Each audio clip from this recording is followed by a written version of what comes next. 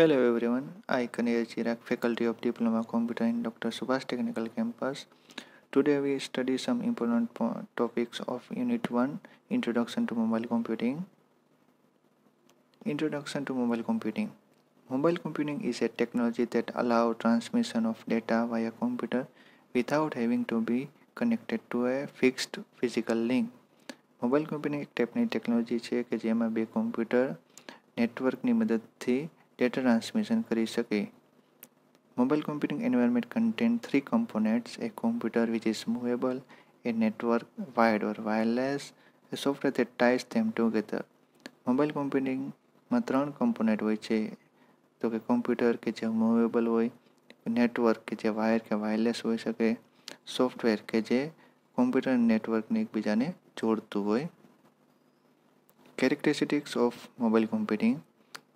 તો કે મોબાઈલ કમ્પ્યુટિંગની characteristics portability, social interactivity, context sensitivity, connectivity અને individual.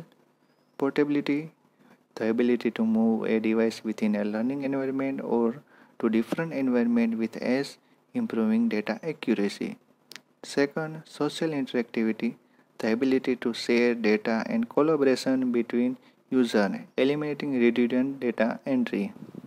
Third, context sensitivity, the ability to gather and respond to real or simulated data unique to a current location, environment or time.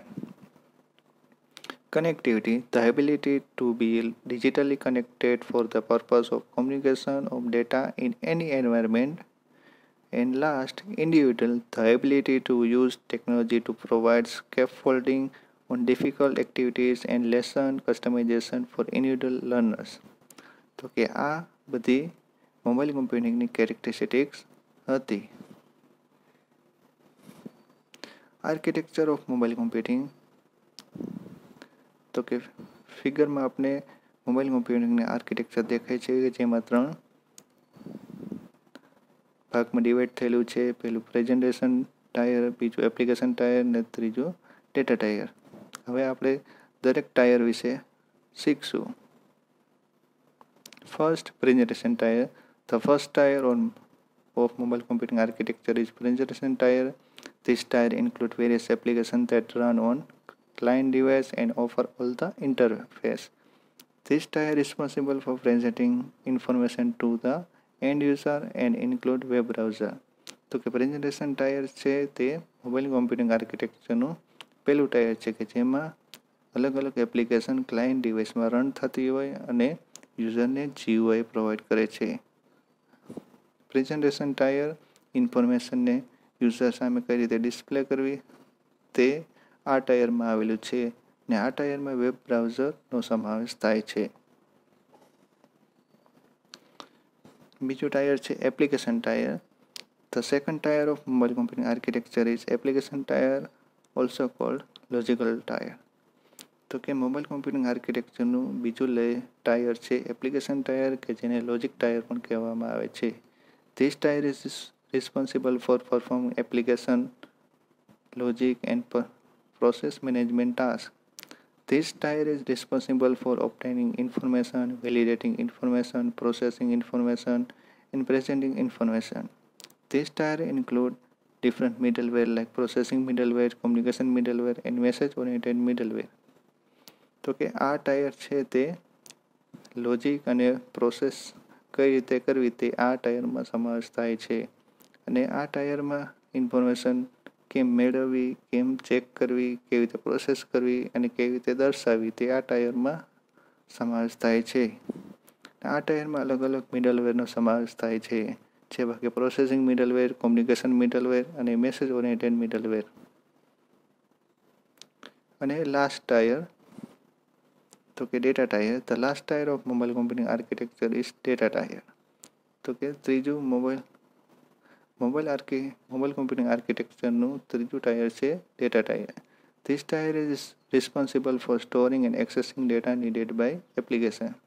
તો કે આ ટાયરનું કામ શું છે તો કે ડેટાને સ્ટોર કરવાનું અને એપ્લિકેશનની જરૂરિયાત પ્રમાણે ડેટા પ્રોવાઈડ કરવાનું. The data can be stored in the database or data stores such as XML or text file. તો કે ડેટા છે તે ડેટાબેઝમાં સ્ટોર થયેલો હોય અથવા XML અથવા ટેક્સ્ટ ફાઇલમાં પણ સ્ટોર થયેલો હોય છે.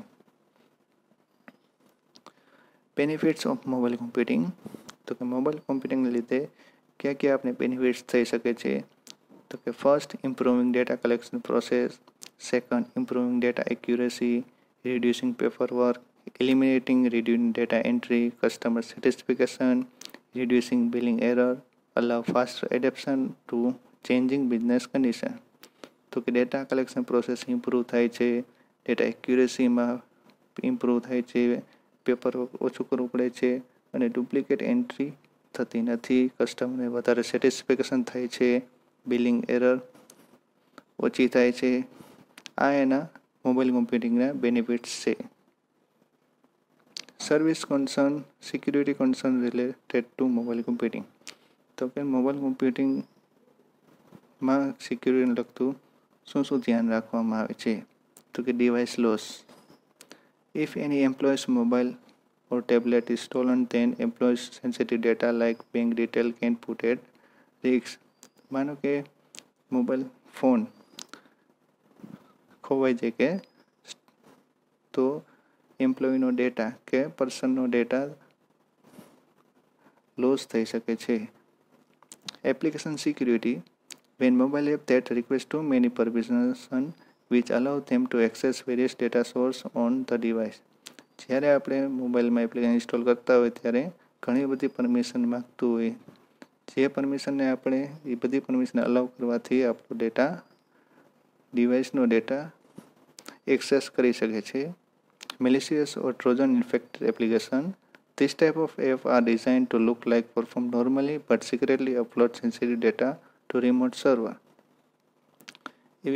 એવી ઘણી બધી એપ્લિકેશનો હોય છે કે જે દેખાય નોર્મલ હોય પણ સિક્રેટલી તમારો ડેટા અપલોડ કરતું હોય છે સર્વરમાં. Malware attack. Vast majority of mobile malware to be SMS Trojan designed to charge device owner premium text message.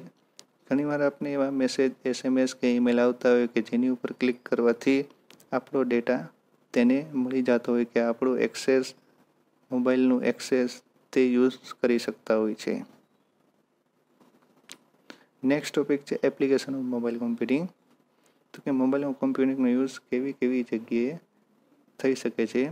First, emergency service, transportation and shipping, news reporting, field work four estate agent, in courts, in company, credit card verification, health care. તો આવી બધી જગ્યાએ mobile કોમ્પ્યુટિંગનો use થઈ શકે છે. Thank you for watching.